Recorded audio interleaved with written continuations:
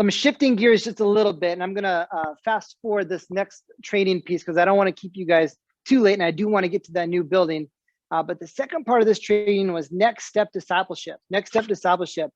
And so one of the single most important things you do as small group leaders is identify where your group members are at and encourage them and challenge them to take whatever that next step is.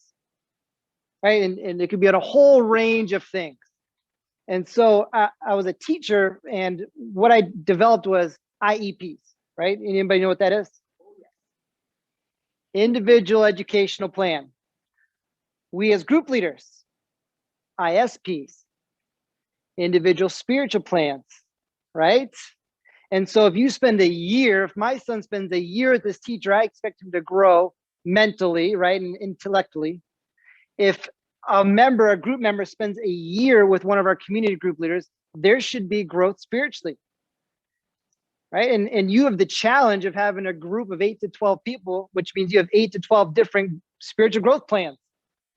And so I want to try to help resource this and speak into this a bit more, because what you're going to find is there's a good number of young believers in our church. They're going to end up in your community group. Then there's also a number of people who are a bit more mature, right? And so if you have a more mature person who's doing some of the disciplines and walking with God, and you're trying to challenge them, the best thing you can do for someone who's a bit more mature is to tell them, if you know who God is, go spend some time with him. Then come back and tell me what he told you. And I will keep you accountable, and I will encourage you, and I'll equip you, whatever it takes. But if you know who God is, you know his voice, go spend a day, go on one of the retreats, go on a mission trip, go get away with God, and then come back and let's talk about what he told you. Now, some of the younger believers, we got to work on those disciplines in their life. And the reason we work on these disciplines is because that's how they begin to know who God is. That's how they get to the point where they can hear his voice, and they can go away and hear his voice.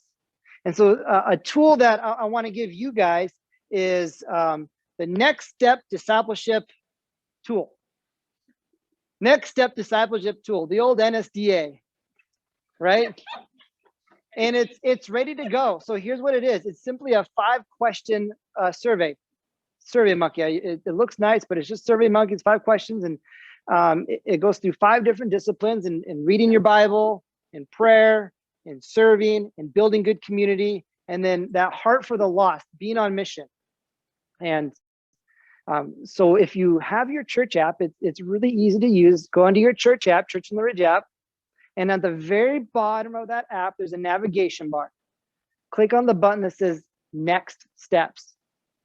When you click on that, you're going to see a brand new button at the very top. And guess what it says? Next Step Discipleship Tool. Yeah. And so this is how it works. You click on that, and as soon as you click on that, it brings you to this survey that we've created. And they simply fill out their name, what community group they're in, and then it has those 5 questions based on Bible, prayer, serving, community, and being on mission. And so what will happen logistically is every night, if that survey is taken, I will get a report. It'll say there's activity on your survey.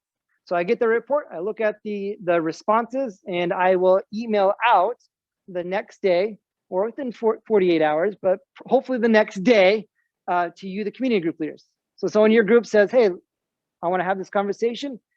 Great. It avoids the awkward conversation of, so did you read your Bible this week? Oh, how is your prayer life? Or who is speaking into your life? Just like, you don't want to kind of say it in front of the group, but you do want to know, right? You want to know where our group members are at with that. So have them take this, and then what it does is it creates an opportunity for you to have a nice one-on-one conversation with them. Then you go grab coffee and you make a plan together, and you'll see by the results going, oh, this guy, man, praying all the time, but is not reading his Bible. Maybe we should start there, right? Or you're doing everything really great. And okay, they're probably more of the mature believer. And go, how's your Christ-centered life? Are you seeking him throughout your day, or has it become a checklist? And so you can help your group members develop these disciplines. And I'm actually going to do a video training on this later. I was going to do it tonight, but and I'll go through each of those 5 different areas. But you guys are smart. I mean, if someone's not reading their Bible, maybe start with reading their Bible, right? If they're not praying, like you it's kind of self-explanatory, but I've come across some really good resources and tips and tricks and different tools that I've used that I want to share with you. But that tool is available to you now.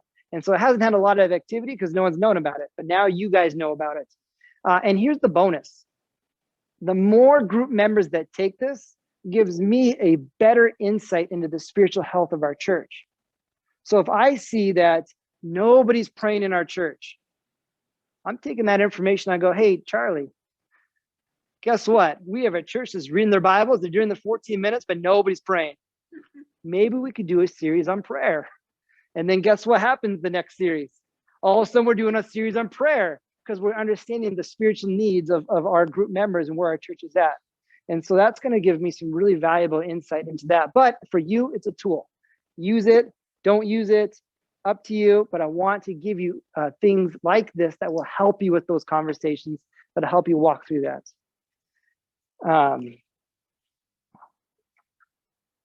Wow, I just skipped through 3 pages of notes. That was awesome. You're like, how did you have 3 pages on that? Great question. I had a lot of tools for you guys. I have a lot of tools. I just know this though. Jesus said, follow me and I will make you fishers of men. And there's that key right there that says, first we have to follow him, but then there's a process. He's going to be making. We're never done, right? He's making us into something else. And then he's putting us on mission. And that's what I want to see our church get to the point where we are full of believers who are on mission, who have a burden for the lost, this community. What's our vision statement at Church on the Ridge? Thank you, staff member. Share the love of Jesus with every person in your world by helping them become fully devoted followers of Christ. So as new people start coming to the church, right? Awesome. We've shared the love of Jesus with them. Then they hit your small group. That's when the processing happens. That's when the change, the discipleship happens. Becoming fully devoted followers of Christ.